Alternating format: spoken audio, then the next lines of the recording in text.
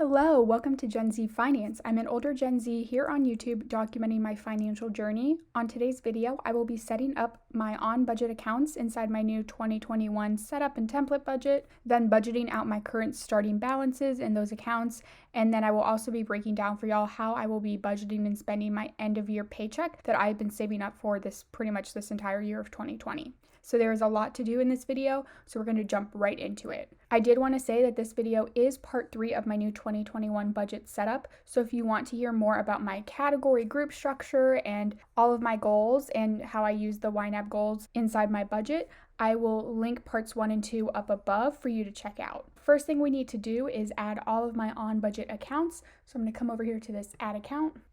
All of my accounts are unlinked, and that's just personal preference. I don't really mind entering in everything manually. So I'm going to first add my main checking account, and I'll probably fast forward through this part for everyone. My current balance at the end of 2020 is $2,108.52. So I'm going to say next.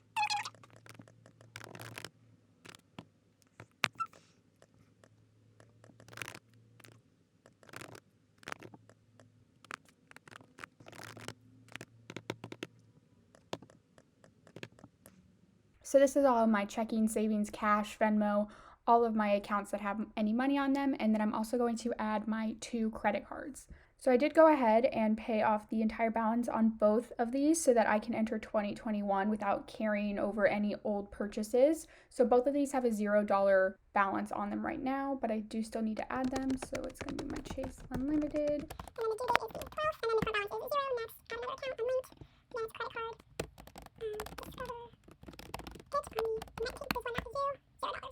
So now you can see we're back on the budget screen, and now that I have all of my accounts added and their starting balances, I have up here $18,484.65 to be budgeted. I also now have my credit card payments category, which YNAB automatically creates for you once you designate some of these accounts as credit cards. So I'm going to hide this for now. I don't need to put any money towards these 2 categories because the current balance on my credit cards is 0. So I have the $18,400 up here to be budgeted, and then I'm going to come up to this tab, and this is what my old budget was. This was my personal budget since I've started using YNAB in February of 2019, and this is what has carried me through till the end of 2020. I'm pretty much going to budget a lot of this money how it is already allocated in this current budget, specifically with my balances for my sinking funds and my savings accounts. However, I will be moving some money around. So in the video, you might see me flipping back and forth between these 2 tabs just as I compare numbers and make sure I have the right numbers budgeted in each category. Okay, so the first thing I'm going to do is, you can see down here I have this holding end of year paycheck category, and it currently has $2,506.21 in it. So I'm going to go back to my new budget, and I have a little holding category for this here, and I'm going to budget that exact amount into here just so I have this money set aside, and then I will be coming back to this category after I've budgeted everything else out and rearrange some things. So that leaves me with almost $16,000, and a lot of this is actually going to be going into my savings section. So you can see here the savings goal of $3,000, so we're going to fund that all the way at a savings goal of $1,200. My out-of-pocket max for 2021 is $4,500. So again, flipping back to my old budget, I am pulling that money from these 2 categories, my 2020 medical deductible category and then my 2021 medical deductible category. As you can see over here, the total available, that's actually $5,100. So that is $600 over what I actually needed for my out-of-pocket max, and that was just my fault. I thought my out-of-pocket max was closer to $5,000, but it actually was only $4,500. So I'm going to take the $600 difference, since I don't need it for my medical costs. I'm going to take that $600 and actually budget it up here to dental and vision. And then I'm going to fully fund my 1-month buffer. I think the only other category in my savings group that currently has money set aside for it in my old budget is I have $400 available to me in this car replacement category. So now that all of my savings is complete for the most part, I might come back down here and put more money into this later. I'm going to go up to my sinking funds and just fund these as much as is currently available in my old budget. So this should be what my available balances are for these sinking funds as of the end of 2020. And again, I'm probably going to add a bit more money into this later. Next, into my giving category.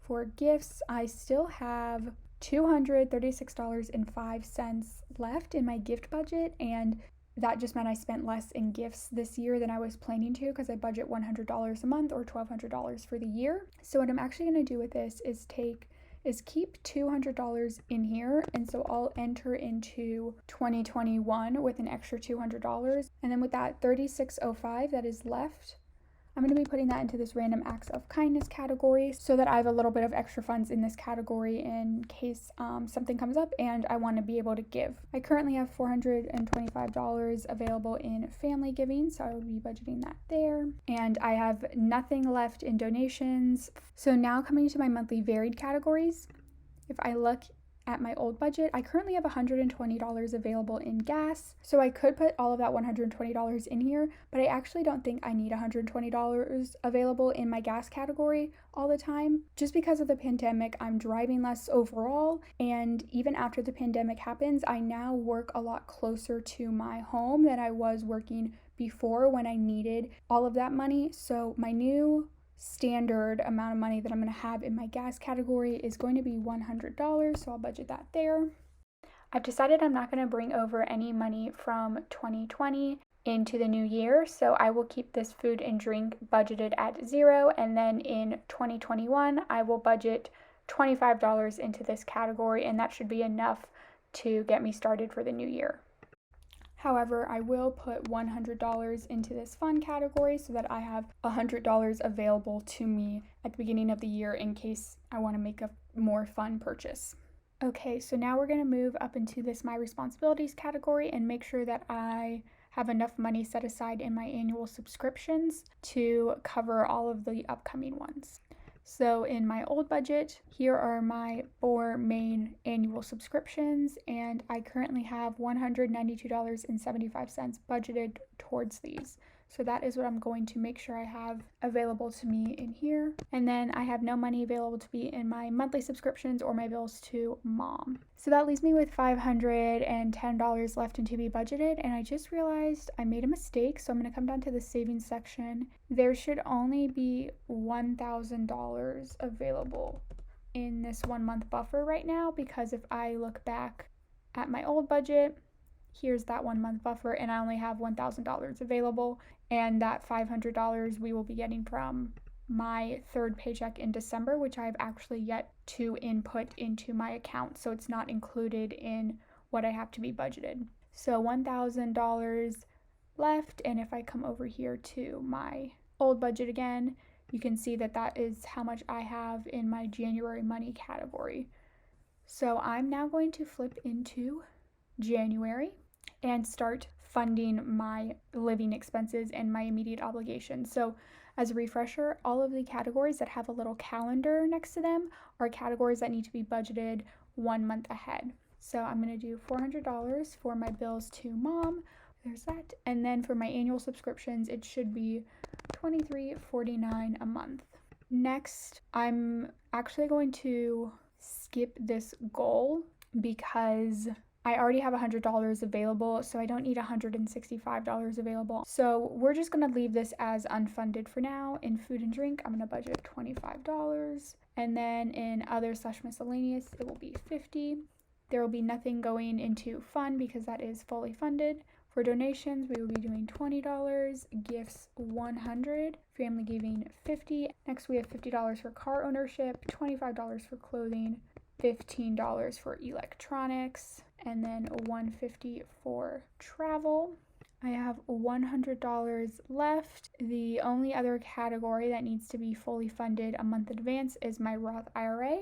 So I'm going to put $100 in there, and then as you can see, that is not quite enough to fully fund my Roth IRA. I still need another $400. However, this is where my holding an end of year paycheck is going to come into play. So I'm going to flip back to December and move this money from holding/end of year paycheck back to be budgeted. And now I'm going to go back through all of my categories and fund some extra stuff. And then I'm also going to pull out my wish farm and wish list and fund some some wishes and some extra goals that I have. Okay, so for travel, at the end of December, you can see I have $712.99 available to me. I actually want to have $1,000 in this category, so I budgeted $1,000 in there. Then I don't think I'll need any more in any of these categories. Oh, I do want to put $200 into my business category at least. So now that I'm coming to this Roth IRA category, I'm just going to flip back into January for a second and fully fund this. So it needed another $400. So that is now fully funded. So now we're back in to December again. Hopefully that didn't confuse anyone. I might be putting some money into this brokerage account. We'll come back to that. I shouldn't need any money added to my emergency fund, my car emergency fund, out-of-pocket max, and then this is where we're getting that extra $500. So I'm just gonna put $500 into this 1 month buffer so that now that is fully funded as well. I'm gonna come down here to hidden categories and open up my wish list and wish farm. Some of these are categories that I'm going to start funding. So I'm going to move this work clothes laundered. So I just want to set aside $75 to get some of my work clothes like professionally laundered before we head back into the offices. I don't know exactly when that's going to happen, but I'm thinking depending on when vaccines can get rolled out and all of that, hopefully I can start getting back into the office like end of Q1. Is that too optimistic? Can someone tell me? So I'm going to put $75 for that. Next, I'm going to drag passport renewal up, and I do need to get my passport renewed. It has actually been expired now for like 8 years, which is really bad. And then I think I'm going to take this laser hair removal, which, I mean, it's in my wish list, and it's something that I want to get eventually, so I still need to do a lot of research. So I'm just going to start funding this. Maybe I'll add $200 in for now. I'm going to come back up to winter's coming. I'm going to add $100 into my electronics category because I've had to deplete that category a couple of times in Q4, so I just want to have a little bit more of a buffer in there. Next, I'm going to come back up to my annual subscriptions, and I'm a little short on how much money I need for my annual subscription to Netflix. I'm going to add another $100 in here specifically for Netflix. Okay, so I have $444.20 left. You know what? I might just pull out this VPN category, which is not actually a category I'm that excited about. I just think it's because I don't fully understand like which VPN to get or why I need a VPN. So if you have any VPN recommendations, please leave them down in the comments. But I'll go ahead and throw $50 at that so that that can be fully funded. And that leaves me with $394.20. So I'm going to go back through my budget and see if there's any other place I can put this. So I don't think I'm going to start saving for any of these other wish list items. So we can just collapse and then hide that. And then we can go ahead and just delete that category completely. I've got $200 in my business category. That should be enough to cover my first giveaway. Then I'm actually going to be announcing the winner to my giveaway in my next video, which should be coming out in just a couple of days when I do my December 2020 wrap up. But maybe I'll do like another $50 in here just in case. I don't really know what else I'll need in this category. So that's at $250. Taxes should be completely covered. I'll just make that an even $400. Let's just make random acts of kindness an even $50. So I have $321.41 left, and I'm just gonna put all of that into this brokerage line item. That means I have budgeted out $18,484.65.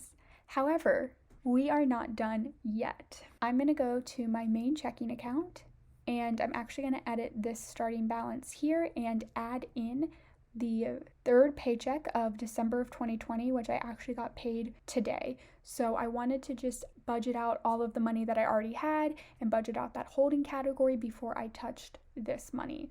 So I'm gonna edit this starting balance and add that number in now. Okay, so my check amount is $1,331.26, $1,331.26, and that is my last paycheck of 2020. And I was honestly not really thinking about this third paycheck in December when I was saving up for that holding category and end of year paycheck. So it kind of turned out to be like I got 2 end of year paychecks. which, you know, is kind of cool. So with this money, I'm going to do something a little bit different. I talked briefly about something similar to this in my last video when I went over my 2021 investing plan, and I'm kind of already changing that plan a little bit. I'm thinking, since I have this money now, I'm going to put this $1,300 in this second month buffer line. And this second month buffer, I was saving, you can see I was going to put $100 a month into this line throughout 2021, so that by the end of 2021, I would have $1,200, and I would only need another $300 somewhere to have an entire second month already saved up. So this would kind of be like a 2-month emergency fund, or however you think about that. So I was going to be putting $100 a month into that, but since I have this money, I'm going to almost completely fund this category here, and what that will allow me to do is give me an extra $100 a month that I no longer need to budget to a specific category. So we can actually change this goal to target savings balance of $1,500, and I no longer need this $100 a month there. So like I said, that gives me an extra $100 in extra cash flow for the month. So because of that, I think that's actually going to allow me to increase my 401k contribution a bit more than it is currently. It's currently set for 2021 to be 28% of my gross pay, and then to max it out, I would need to contribute around 33% of my gross pay. That will definitely lower my net paychecks quite a bit, so that's why I was kind of hesitant to do that. So I'm going to still play with some numbers on my end and get a sense of how much my net paychecks and how much my monthly income would be if I increase my 401k contribution to max it out for the year. Either way, I think I'm going to keep the $1,300 in here.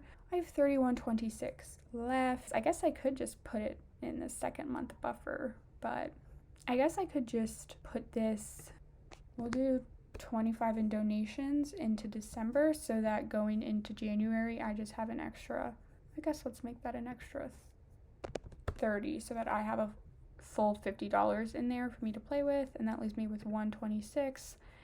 And I guess this is going to be my first addition to my holding end of quarter bonus for 2021. So I'm going to kind of keep up with that idea of having this little holding category. Okay, so that is everything I needed to do in this video. As a quick recap, because I know we went through a lot, I added all of my on-budget accounts. I budgeted out my starting balances for all of those on-budget accounts. I then budgeted out my end-of-year paycheck that I had been saving up for about 6 months in my old budget for 2020, and then I entered in my third paycheck of December 2020 and put most of it into the second month buffer. And then again, and the idea with this is this will hopefully allow me to increase my 401k contributions a bit more so that I can move closer to maxing that out.